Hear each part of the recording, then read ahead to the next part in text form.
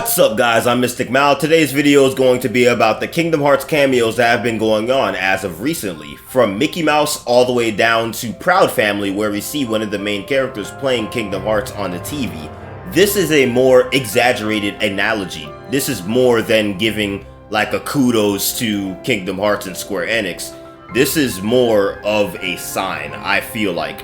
But I'm proudly to present that I'm going to be working this video. This is going to be a collaboration video between me and Axel Vega.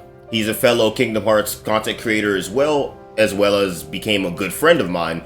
So we're going to be doing this video together, and make sure you like, make sure you subscribe, make sure you share with your friends, as well as hit the notifications bell so you don't miss any of my Mystic content. May your heart be your guiding key. Let's grow this Mystic family. Let's get on with this. Alright guys, let's get into this. Axel, how are you? I am doing great. How are you, Mystic Mal? I hope you're well. I'm doing great as well, and for anyone who doesn't know, this is Axel Vega. In my intro I talked about him, and the link to his channel will be inside the description below.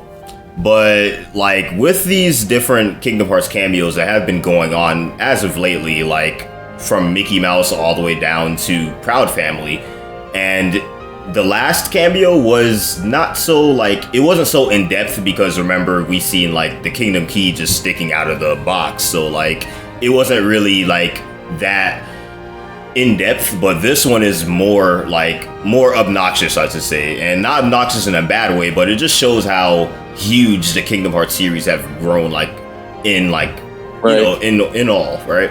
So like, because remember, growing up and playing Kingdom Hearts, it wasn't really that huge, you know, it wasn't that big at all. Like, the community for Kingdom Hearts was tiny compared to how it is now.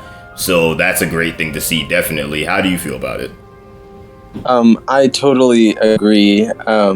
As a huge fan, kind of my whole life, I think that seeing as many people become a fan of Kingdom Hearts now, as there have been, is kind of crazy. I didn't know this many people were this excited for the 20th anniversary, but I'm glad that we have some real world Kingdom Hearts aspects coming through, apart from just the games and what we get from Square Enix themselves.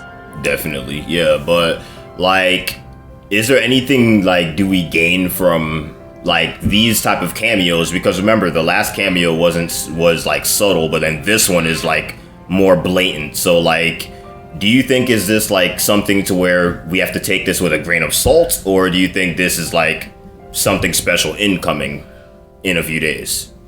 I definitely think that this is something incoming, because Nomura has always been the kind of guy to like give these little tails and ends for stuff leading through if you look hard enough, not necessarily on the surface. And even Brianna Williams, who tweeted after the Proud Family thing was found, she just asked them and they kind of said yes, but she never really went into detail about the reasons why she said yes. So I'm just going to let you know now, she is a damn lie. She know good and well she knows what she's doing. Like, I'm just serious. Like, they know what they're doing. A multi-billion dollar company, like I was saying, like a multi-billion dollar company would not make a mistake like that, or would make just like, so you mean to tell me a random game out of all the games that exist, right, Kingdom Hearts is the game it's you the use. Dive to heart. It's the dive to heart, exactly, too. It's not like something miscellaneous that could lead to Proud Family. She could have been playing Mario. And matter of fact, scratch that. She could have been playing other Disney titles, because Kingdom Hearts isn't the only Disney game. It's just crazy.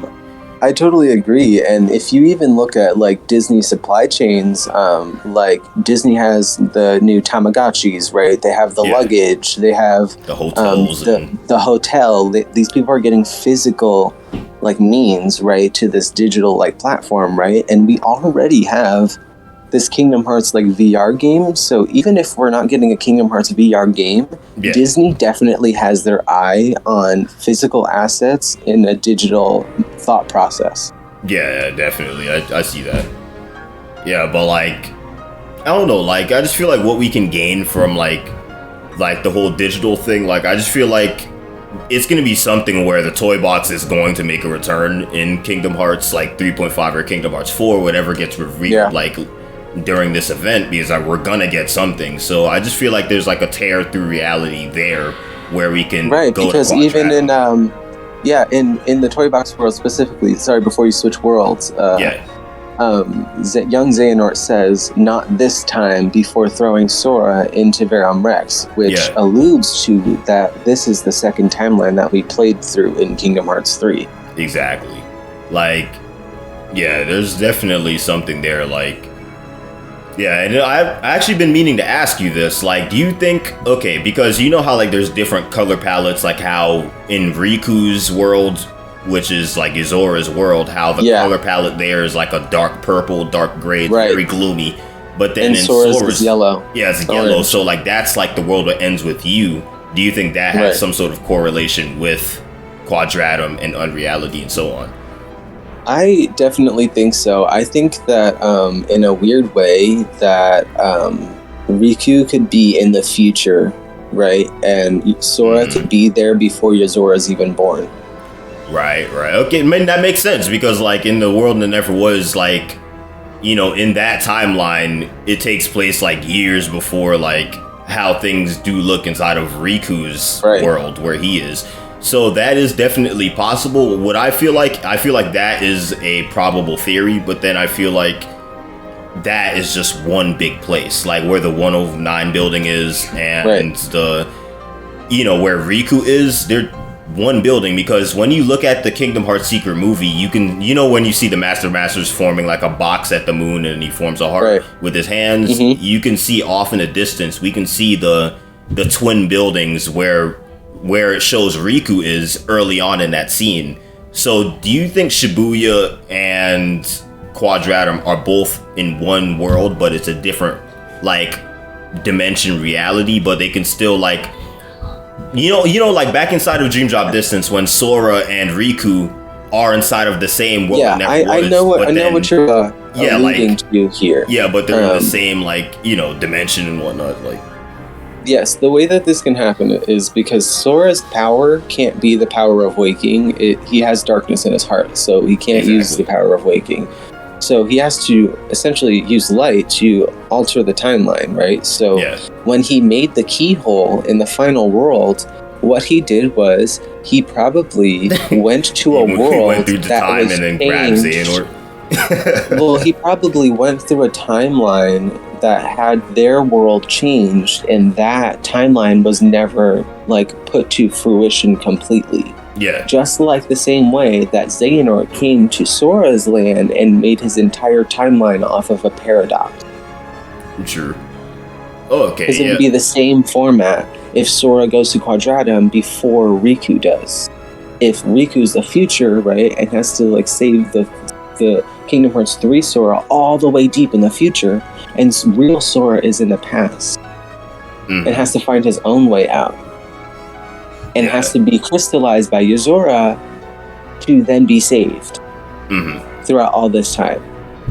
Yeah, which that makes sense. Like, one thing I was going to do is I'm going to refer to another game, like for example in Sly Cooper's, when at the end of Sly Cooper 4, Sly got sent into the past and he is inside of the same like type of time paradox, so it's like a perfect reference, but like he's trapped in the same type of world and he's basically trying to get like the attention of his friends Murray and Bentley to try to bring him back into the real timeline, which is like the first timeline he was originally from, because he's existing in a time where he exists in another body, but he's still, you know, not of that timeline / dimension. So yeah, right. And that actually that circles into what we were talking about with the keys and stuff in media, because I don't know if you know this, but in Disney Infinity, the 3.0 like update in 2015, so think before Kingdom Hearts 3, like remember how Kingdom Hearts 3 was supposed to be like Versus 13, like that was supposed to be when it was Versus 13 was supposed to come out. So I think of the Versus 13 when I think of this, right? So the key, I'm reading this online, a quick Google search. The Keyblade appears in the game as the ultimate unlock, requiring players to purchase and scan every Disney character figure available for that version of the game. So does that not sound like Sora going to Quadratum?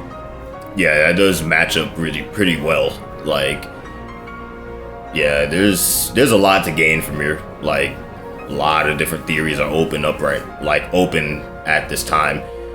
Right. Yeah. Like, if they were trying to do it in 2015, but they couldn't, right? Like, I think they just didn't know how to, and now they do. Yeah, like, certain things in the story had to happen first and stuff like that. Like, right. Yeah, so, yeah, this is definitely interesting. Like, very, very interesting subjects to gain from here. Totally. I 100% agree.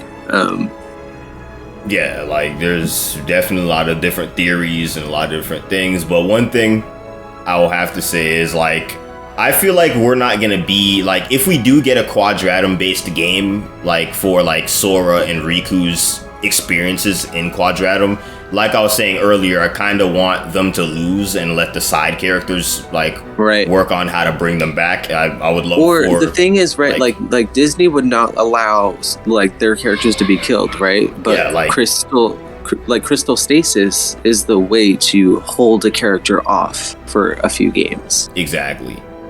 You know, and, like, I just feel like we can definitely, like, work with other characters, like maybe Ventus and Roxas, or maybe, like, the Twilight Trio can go off into Quadratum and see what's going on. Right, because in Quadratum, there's no way that Sora himself can go there, because Sora has more light than darkness, but he still has darkness in his heart, right? Yeah. But Roxas would be the only even balance between light and darkness that can go to Quadratum and exist there without problems, because he uses them together all the time. Exactly. That's why we are about to, like, we are preparing to see, like, the greatest fight of all time. Like, I just feel like Roxas versus Yozora is something that's going to be just spectacular.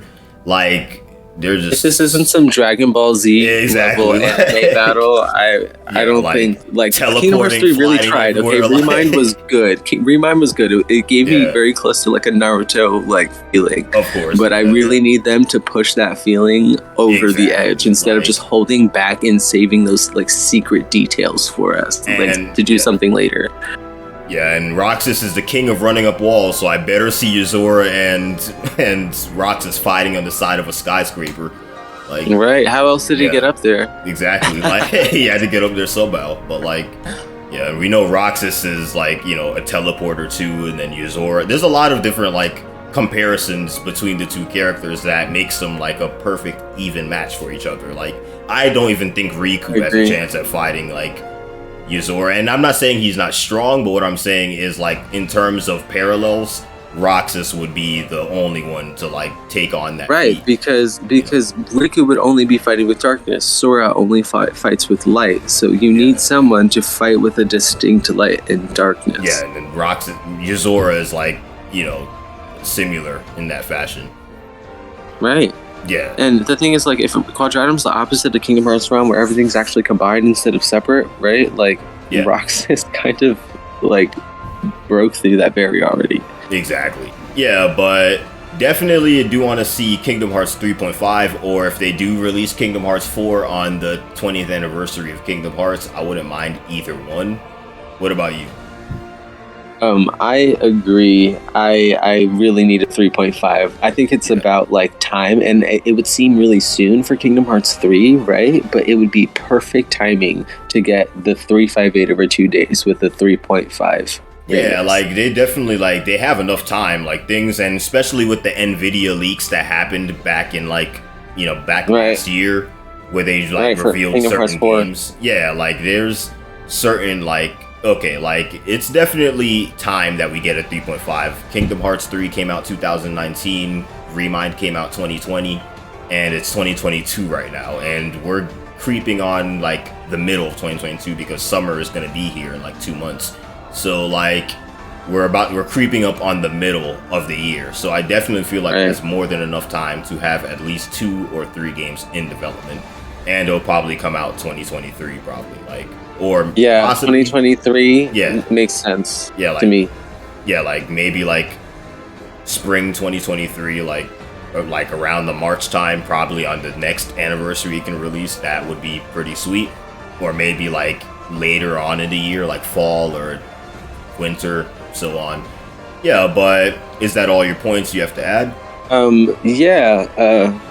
That's kind of all that I have to input. This is great. This is good stuff.